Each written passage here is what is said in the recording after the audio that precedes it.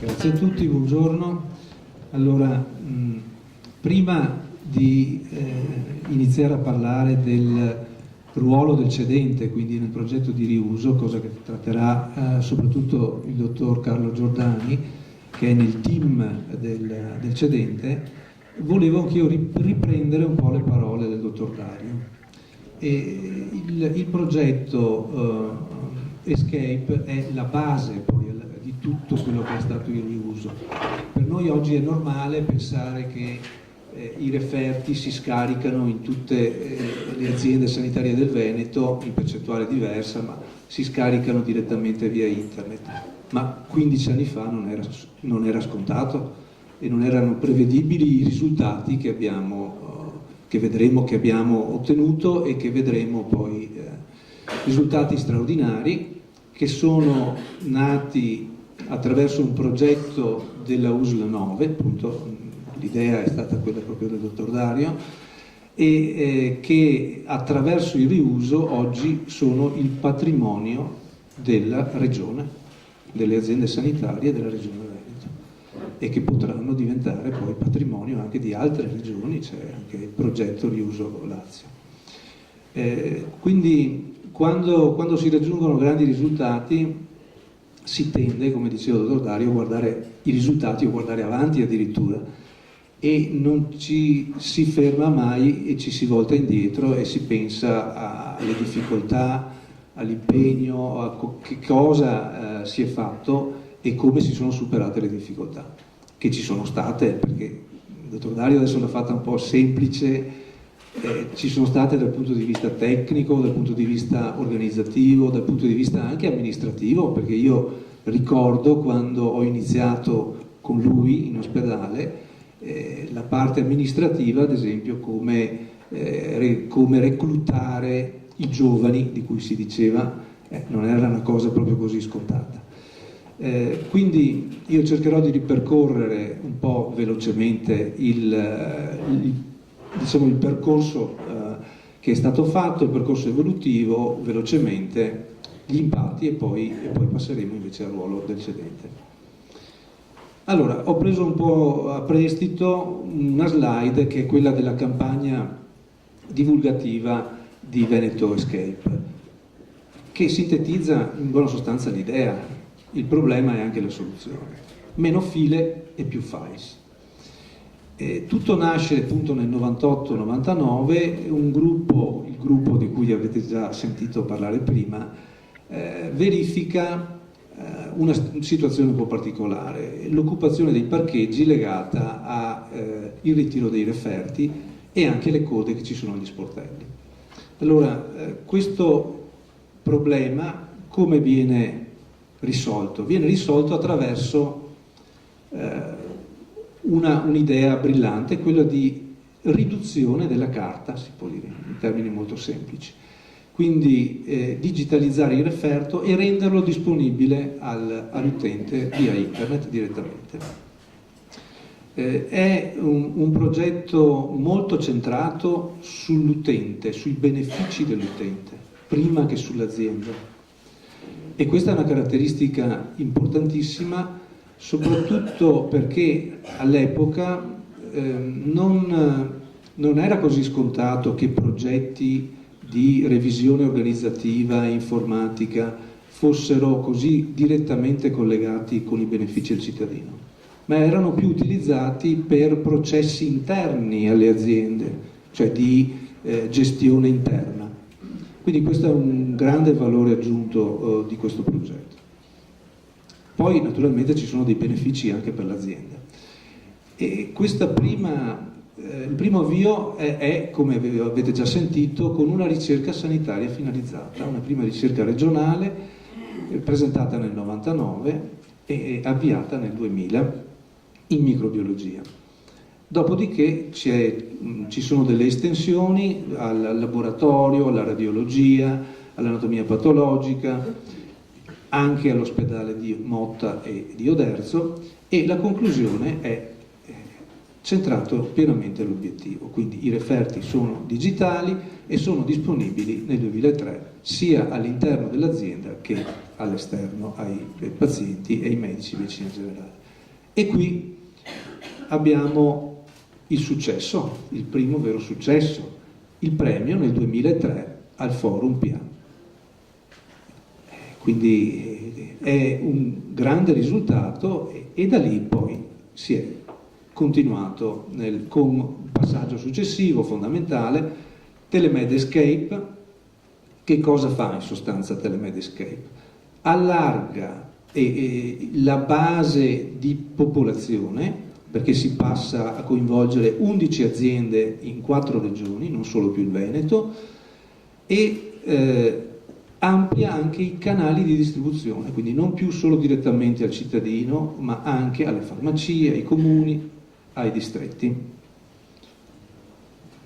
Questo è il passaggio che abbiamo appena visto, quindi passiamo da un coinvolgimento di una popolazione di 400.000 abitanti nella US9 nel primo periodo al coinvolgimento di circa 3 milioni di persone in 4 regioni: il Veneto, oltre a Treviso, Padova, Pieve di Soligo, Belluno e Venezia, in Lombardia, Mantova, Cremona e nel Friuli Trieste, Udine, Pordenone, oltre a Città di Castello nell'Umbria. Altra evoluzione ancora, passiamo da Escape, Telemed Escape, a una serie di altri progetti. Quindi abbiamo elencati alcuni, ve ne sono degli altri che non abbiamo riportato, ad esempio Health Optimum, cioè un progetto di teleconsulto neurochirurgico, Oscar, che nell'azienda US9 è la cartella clinica informatizzata, cioè l'ospedale senza carta, fino ad arrivare a Veneto Escape. Quali impatti, quali benefici, quali vantaggi ha portato? Sinteticamente, allora, alcuni per i cittadini di carattere sociale, la riduzione del tempo di disponibilità dei referti, la comodità del servizio, che è evidentissima, la riduzione negli spostamenti, quindi meno traffico, meno inquinamento, i parcheggi più liberi, ovviamente. E qui vediamo il grado anche di partecipazione del cittadino.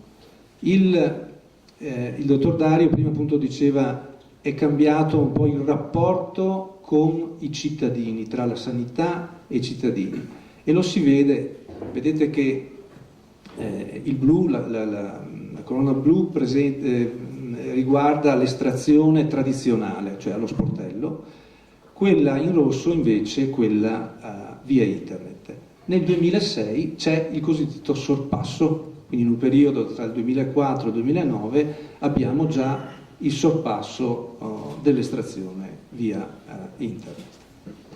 Alcuni dati attuali presi nel periodo gennaio-febbraio, vedete che tra chimica clinica, microbiologia trasfusionale abbiamo sostanzialmente l'80% di referti che vengono estratti via internet, e di questi il 25% è scaricato in orari che sono al di fuori di quello che sarebbe lo sportello di servizio. Questo è un segno molto importante di come l'utente utilizza queste possibilità, queste opportunità. Vedete che c'è anche un nuovo servizio che riguarda la medicina dello sport, che già dà dei buoni risultati, è partito da qualche mese, il 62%. Altri benefici sempre per i cittadini, in termini di risparmio di tempo, che è evidentissimo, non doversi spostare fa risparmiare tanto tempo, il tempo è prezioso, può essere anche, tra virgolette, monetizzato. C'è stata un'indagine, uno studio che è stato fatto all'interno dell'azienda in collaborazione anche con la Bocconi, anni fa, abbiamo stimato circa 3 milioni l'anno. Oltre ai benefici per i cittadini c'è anche la parte che riguarda l'azienda. Ovviamente c'è una riduzione delle risorse che vengono utilizzate, che possono essere reimpiegate in altri servizi. Anche qui abbiamo stimato circa 12 persone, 480.000 euro, risparmi anche in stampanti, attrezzature, quindi buste, carte, circa 40.000 euro. Benefici di carattere organizzativo, quindi la revisione dei processi ha comportato la riduzione delle fasi di processo, quindi di operazioni, di attività. La riduzione anche nell'interazione tra l'erogante e il richiedente ha comportato anche qui benefici sulle terapie mirate, riduzione delle giornate di degenza, perché poi questo non è solo per il cittadino esterno, ma è anche un risultato anche all'interno dell'azienda, e recupero anche di spazi, cosa di non poco conto. Questa slide vi fa vedere immediatamente la differenza del processo tra il prima, la colonna di sinistra, e quella di destra. Dopo la revisione del processo ha eliminato tutte le fasi che vedete in basso, quindi è praticamente dimezzato il processo. E concludo la mia parte. Questo progetto quindi apre al riuso. Nel 2007, sempre grazie all'intuizione del dottor Dario, viene presentata la scheda all'avviso CNIPA per l'inserimento nel catalogo. A questo punto viene inserito poi, quindi viene considerato meritevole dal CNIPA, inserito nel catalogo, e da qui appunto Veneto Escape e Lazio Escape. Perché? Perché ovviamente è un progetto che presentava tutte le caratteristiche e i requisiti richiesti dal CNIPA, ed era un progetto sicuramente in uso, di forte impatto, perché aveva risultati immediati in tempo molto breve, presentava una soluzione flessibile, dava un servizio, quindi non un software, un prodotto già preconfezionato, quindi adattabile e facilmente esportabile. Adesso lascio la parola al dottor Giordani, che parlerà un po' del ruolo del cedente nel riuso.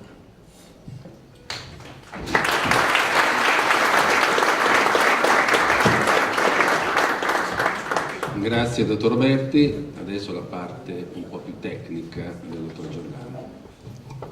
Buongiorno a tutti, grazie dottor Roberti per la parola. Quindi riuso, per parlare del ruolo del cedente tornerei al concetto di riuso secondo quello che era anche scritto nel bando del 2007. Per riuso si intendeva un trasferimento di soluzioni di e-government da un ente cedente appunto a enti riusanti, con alcune caratteristiche molto ben definite, ossia essere già in uso, essere una soluzione presente, veramente realizzata e a regime in una pubblica amministrazione, essere di proprietà della pubblica amministrazione cedente, doveva introdurre innovazioni di processo e doveva garantire benefici economici e gestionali.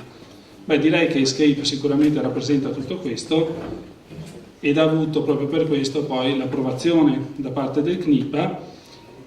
E parlando di quello che è stato il ruolo e di quello che è il ruolo del cedente su questo progetto, io direi che è qui che l'azienda OS 9 ha speso la maggior parte del suo impegno, perché è con questa presentazione, con la realizzazione del progetto e la presentazione del progetto e quindi la messa a catalogo, che ha fatto la sua parte più importante. Quindi tutto quello che consegue poi successivamente nasce da qui. Con questo non voglio dire che l'ULSS 9, nella parte poi di realizzazione di Veneto Escape, abbia fatto sostanzialmente una consegna di chiavi di una soluzione all'ente riusante. Non è assolutamente così e non saremo probabilmente qui a parlarne insieme. Metaforicamente potrebbe essere più vista come un insieme di attività in cui questa soluzione è stata smontata, rianalizzata e ricontestualizzata, proprio come dice anche proprio il riuso stesso, ricontestualizzata negli enti che poi l'hanno riusata, chiaramente con delle linee guida, con delle istruzioni di montaggio basate sull'esperienza della nostra azienda. E infatti questo è un po' l'organigramma di progetto che vede ente riusante e ente cedente a fianco nella realizzazione del riuso Veneto Escape, dove l'azienda ULSS insieme alla Regione Veneto e Arsenale hanno attività di coordinamento, secondo anche una, diciamo così, spartizione dei lavori quotata grosso modo come 80% per l'ente riusante, perché è l'ente riusante che deve fare l'attività, con il supporto per il 20% dell'ente cedente, che ha chiaramente costruito un suo team per poter supportare tutte le attività. C'è una parte di team che era rappresentata anche all'interno del comitato strategico nell'organigramma del progetto Riuso Veneto Escape, quindi il direttore sanitario dottor Pietro Paolo Ferronato e il dottor Gianluigi Scanapieco. E poi c'è l'unità operativa con il responsabile di progetto, l'ingegner Elio Soldano, c'ero io e c'erano tutti i referenti per le diverse aree, perché appunto, come è stato più volte detto e verrà probabilmente ripetuto, si tratta di un progetto che ha una valenza tecnica, ma una valenza forse ancora più organizzativa, di qui la necessità di definire un team sicuramente multiprofessionale. Compiti del cedente. Da manuale il cedente cosa deve fare? Deve sicuramente tenere aggiornata la soluzione. Se pensiamo che Escape nasce nel 2001-2003, non possiamo pensare che un software resti fermo per 10 anni, chiaramente deve evolvere, deve essere mantenuto, quindi azioni di miglioria e di restyling della soluzione sono proprio previste dal bando, e una compartecipazione dei lavori, come abbiamo detto, insieme a Regione Veneto ed Arsenale. E in pratica, ancora più diciamo nel dettaglio, che cosa è stato fatto? Forse l'attività prevalente dell'ente cedente è quella di trasferimento di know-how, ma io ho messo una doppia direzione, perché penso che con Regione e con Arsenale c'è stato un doppio scambio di competenze e quindi una crescita, diciamo, nelle due direzioni. È stata fatta poi, riguardo all'aggiornamento della soluzione, è stato fatto un lavoro sull'aggiornamento delle codifiche LOINC, di cui probabilmente si parlerà più nel dettaglio successivamente, un aggiornamento del formato del referto per renderlo interoperabile a livello di Regione Veneto. È stato dato un supporto ad Arsenal, ma anche l'azienda al suo interno ha sviluppato ulteriormente un cruscotto di monitoraggio, che poi sappiamo bene che i dati diventano il punto di partenza fondamentale poi per ulteriori sviluppi, migliorie, eccetera. È stata ottimizzata anche la funzione di distribuzione dei referti all'interno, all'esterno, nelle farmacie, nelle RSA, ed è stata sviluppata anche una nuova funzione di scarico referti attraverso il canale mobile. Ovviamente poi la compartecipazione alle attività come la comunicazione, la formazione, eccetera. Andiamo a questa slide che probabilmente è nota ai più, che racconta un po' la storia di un progetto informatico, da come è percepito dal cliente, da come il fornitore ha fatto un primo disegno del software, la beta version del software, e c'è la casellina in basso a sinistra che dice come è stato documentato il progetto. Eccolo qui. Quindi tipicamente i progetti informatici, diciamo, così in questa vignetta sono considerati sempre poco documentati. Direi che non è il caso di Veneto Escape, dove invece si è colta l'occasione con il riuso di anzi documentare approfonditamente. Sicuramente è stato descritto insieme anche qui ad Arsenal tutta la documentazione scomposta nei 5 moduli che voi conoscete, dal documento informatico alla Registration Authority, la Certification Authority, l'archiviazione, la distribuzione e la conservazione. Quindi tutta questa documentazione ha avuto più versioni, è stata più volte discussa e resa disponibile al riusante.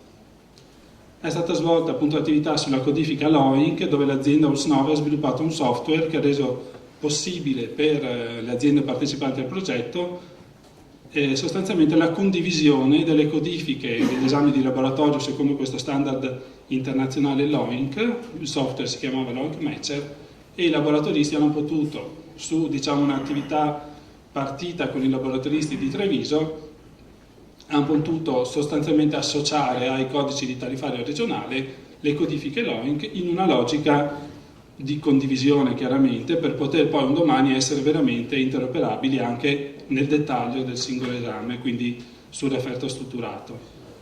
Il cruscotto sviluppato all'interno dell'azienda ORS 9 è andato ad approfondire ulteriormente i canali di distribuzione, quindi come mai, diceva il dottor Roberti, scarichiamo da internet l'80% e non il 90% o non il 70%? Come mai alcuni esami vengono ancora scaricati all'interno e non sono distribuiti attraverso altri canali? Questo ci ha fatto comprendere ulteriormente meglio alcuni fenomeni, quali la gestione degli esami urgenti in laboratorio, alcune estrazioni improprie, e ci ha fatto anche forse riflettere su nuovi canali di distribuzione. Sono quasi le conclusioni. Referti Mobile, l'azienda ha sviluppato all'interno sempre nel contesto delle ulteriori implementazioni della soluzione Escape, una app, e quindi da circa 9 mesi, un anno, è disponibile un'app su piattaforme Android e iOS che consente di scaricare il referto leggendo un QR code lasciato sul promemoria del CUP, e abbiamo avuto, a parte un riconoscimento anche come premio di innovazione nel 2012 da parte del Politecnico di Milano, anche un significativo riscontro in termini di download, oltre 5.000, e comunque una piccola percentuale sempre in crescita di referti che vengono scaricati attraverso questo canale. Concludo, Escape ha portato quindi a benefici indubbi per i cittadini, per l'azienda.